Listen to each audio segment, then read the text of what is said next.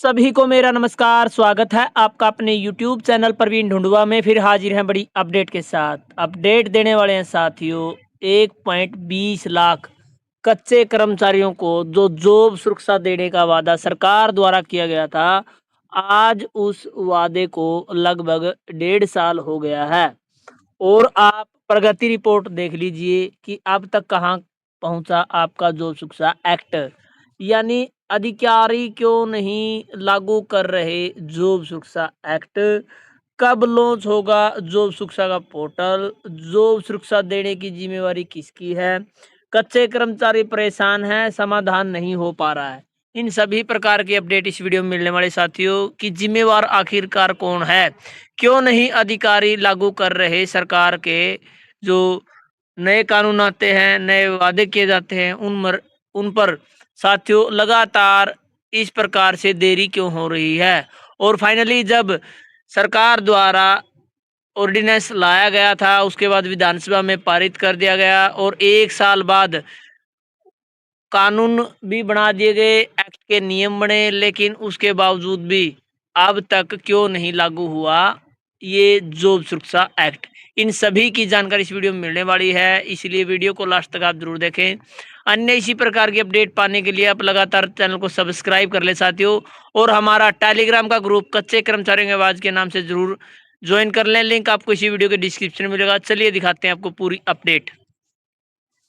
तो साथियों, जैसे आप स्क्रीन पर देख पा रहे हैं, हमने कच्चे कर्मचारियों की आवाज़ के नाम से टेलीग्राम पर ग्रुप बनाया हुआ है, जिसमें 1668 कर्मचारी जुड़ चुके हैं।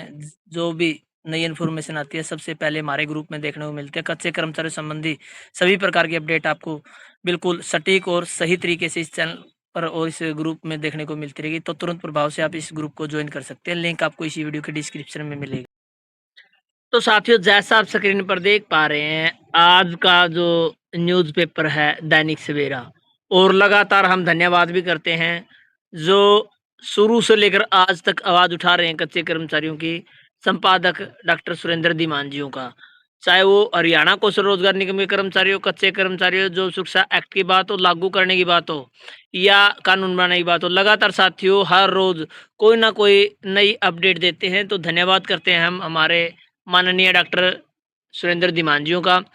तो देख लीजिए साथियों, ये अफसर सरकार के फैसले को लागू करने में इतना समय क्यों लगाते हैं। सर्विस सिक्योरिटी के लिए पोर्टल कब खुलेगा, बिल्कुल साफ साफ साथियों यहाँ पर अपडेट देने वाले हैं।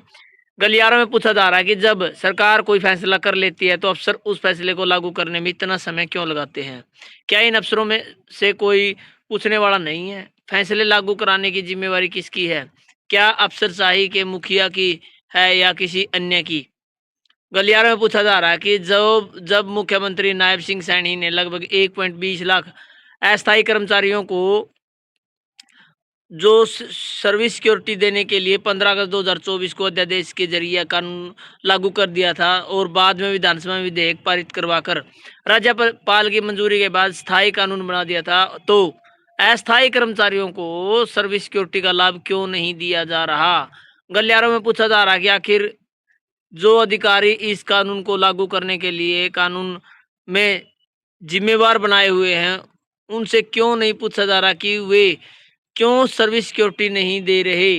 पहले तो कानून में स्पष्टता बताते हुए अधिकतर अफसरों ने इसे लागू नहीं किया, मगर 1 साल बाद जब मुख्यमंत्री नायब सिंह सैनी ने सिक्योरिटी ऑफ सर्विस एक्ट के तहत नियम अधिसूचित करवा दिए गए, तो भी सर्विस सिक्योरिटी नहीं दी जा रही। मुख्य सचिव अनुराग रस्तोगी ने कहा कि इसके लिए जल्द ही एक पोर्टल लॉन्च होगा, जिस पर संबंधित पात्र अस्थायी कर्मचारी आवेदन करेंगे, मगर यह पोर्टल आज तक लॉन्च ही नहीं हुआ। गलियारे में पूछा जा रहा है कि आखिरी यह कैसा पोर्टल है जो 2 महीने से भी अधिक समय में लॉन्च नहीं हो पाया। हरियाणा सरकार तो सुशासन की सरकार है, यहाँ तो पोर्टल बहुत तेजी से बनते हैं, और कई अफसर तो बदल बदल कर पुराने पोर्टल में कुछ नया कर उसे लॉन्च करते रहते हैं। तो सर्विस सिक्योरिटी का पोर्टल क्यों तैयार नहीं हो पाया। गलियारों में पूछा जा रहा है कि क्या कुछ अधिकारियों की इस पोर्टल को बनाने की मनसा ही नहीं है। क्या वे मुख्यमंत्री नायब सिंह सैनी सरकार को मिलने वाले श्रेय को नहीं दिलवा देना चाहते। यूनिवर्सिटीज में लगभग 1400 सहायक प्रोफेसर की मांग कर रहे हैं कि उन्हें भी सिक्योरिटी सर्विस का लाभ दिया जाए। अब 1 साल बाद यूनिवर्सिटीज से उच्चतर शिक्षा विभाग को जानकारी मिल गई है, तो उन उनके लिए एक्सटेंशन लेक्चरर की तर्ज पर कानून बनाया जाना चाहिए। गलियारों में पूछा जा रहा है कि हरियाणा कर्मचारी चयन आयोग की सीटी 2025 के अभ्यर्थियों के लिए करेक्शन पोर्टल लॉन्च होना था, वह भी नहीं हो पाया। गलियारों में पूछा जा रहा है कि आखिरकार हरियाणा आईटी विभाग को क्या किसी की नज़र लग गई है? न सर्विस सिक्योरिटी का पोर्टल लॉन्च हो पाया और न ही एचएससी के लिए करेक्शन पोर्टल। तो साथियों, बिल्कुल हर बात वाजिब यहाँ पर रखी गई है कि क्यों जब मुख्यमंत्री नायब सिंह सैनी या सरकार कोई फैसला कर देती है, तो अधिकारी क्यों नहीं लागू करते? क्या उनको कोई पूछने वाला नहीं है? क्या मुख्यमंत्री की जिम्मेवारी नहीं है कि जो नियम, कायदे, कानून या कोई योजना लागू की है, वो लोग लागू हुई या नहीं हुई है?